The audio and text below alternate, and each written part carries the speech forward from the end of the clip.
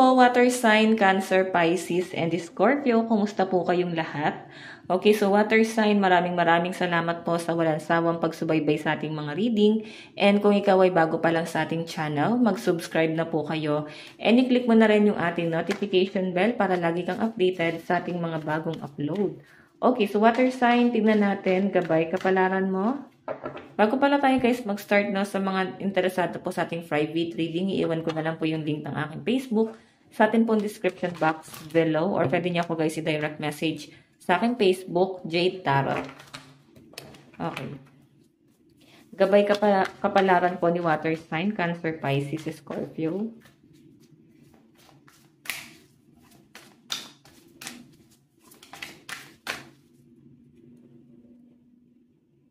Okay.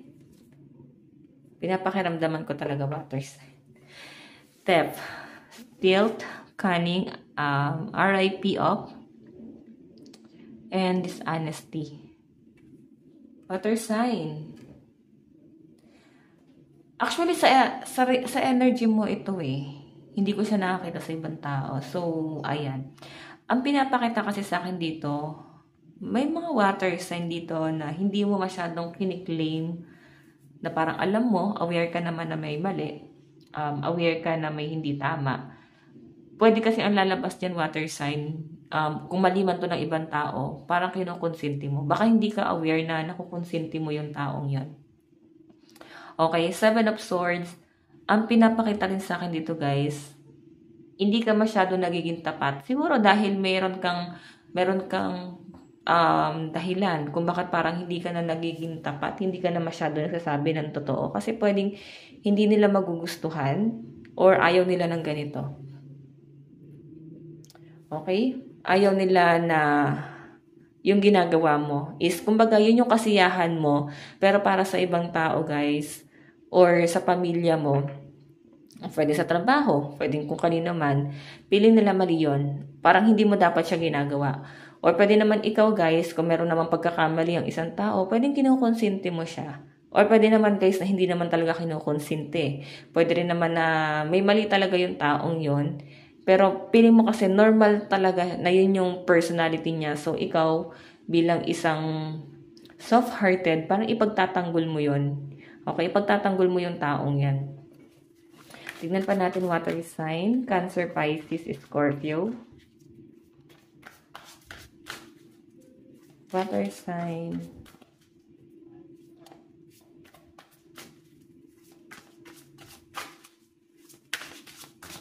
Okay. Six of Wands, victory, triumph, leadership, advancement, and achievement.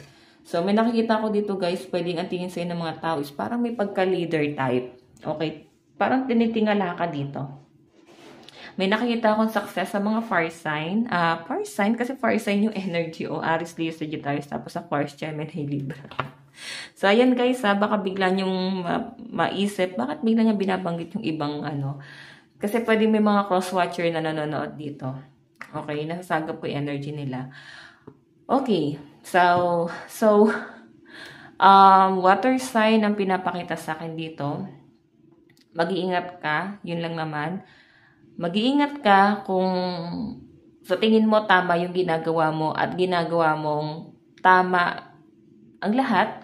So like, wala kang pinagtatakpan, wala kang ginagawang mali, okay yun. May nakikita kasi ako dito guys, karma. So ingat na lang guys, water sign.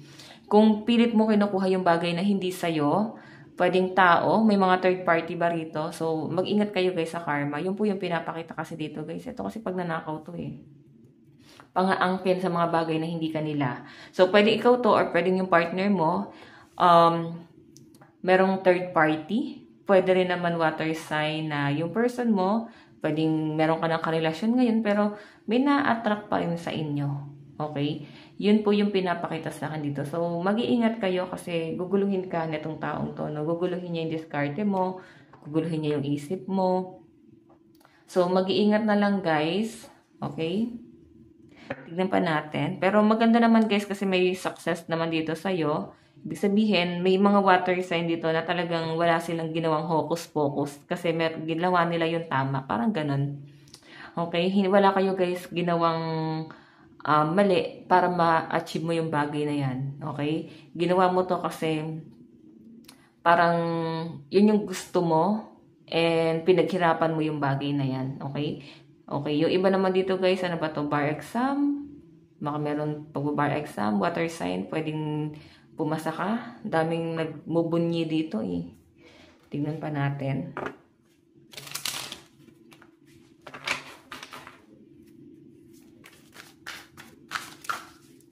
Water sign. O, diba? Biglang nag-flip to. Nawala na. Yung 3 of swords kanina. Para may mga third party rito.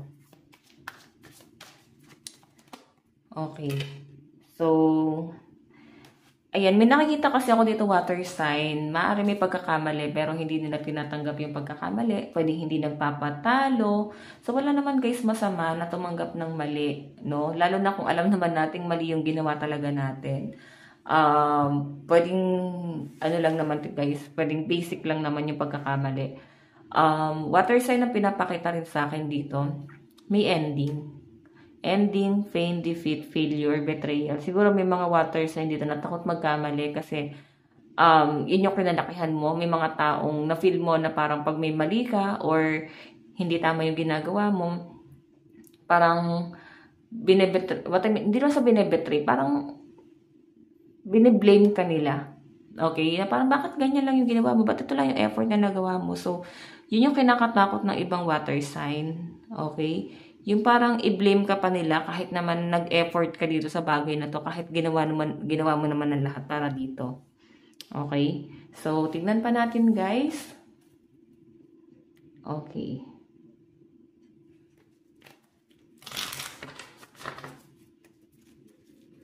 Lucky number mo, 7, 6, 10. Ayan. Baka may mga nako-curious bakit meron tayong lagay.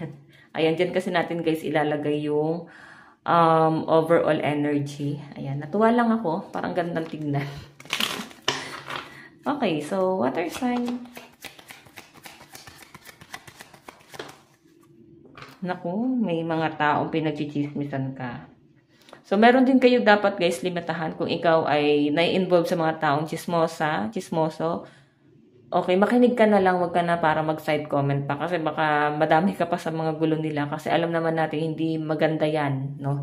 Hindi maganda ang chismis. Pwede ikaw itong pinagchichismisan or pwede may mga tao sa paligid mo na ikaw yung parang ikaw yung kinakwentuhan. Then wala naman kayong pakialam doon. Pero sila talagang mahilig sila sa chismis. May mga tao kasi libangan na talaga yan. Paano kayo mawawala yan sa atin, no? Ako, ayoko ng ganyan, guys. Ayoko makinig sa kwento ng iba talaga. Like, parang chismis kasi yun. Tignan pa natin, guys. Okay. Meron tayong Ace of Wands. Temptation to, but in reverse, no? Siguro may mga taong parang biniblame ka kasi na-tempt ka ba before? May pagkakamali kang nagawa. So, nalagay ka sa third party before. Hanggang ngayon, tumatatak pa rin sa isip ng mga taong may alam. Kahit na parang natapos na to. Or pwedeng hindi sa'yo, pwedeng sa malapit sa'yo, no? Tignan pa natin. May mga water sign na pagod na dito. Okay. So, iba sa inyo guys, literal na nakakulong. Baka nasanay na kayo nang nasa loob lang ng bahay. Hindi kayo lumalabas. Baka masanay ang mga water sign sa ganito. Okay? Parang nandun yung peace of mind ng mga water sign. Meron naman kasi guys na mahilig magpagala-gala, no? Like travel. Pero may mga water sign na parang mas gusto nila yung ganito. Okay? So, bihira ka sa water sign talaga yung introvert talaga. Yung nakakatiis sa loob ng bahay. Okay, meron tayo guys 7 of Pentacles, focus to. Okay, ibig sabihin mas nakakapag-focus kapag kukunti lang yung nakikita mo, gamit, tao, or pwedeng kalat. Parang basta kukunti lang yung natatanaw mo. Pwedeng tao to, hindi ka masyadong mahilig sa pakikipag-social life.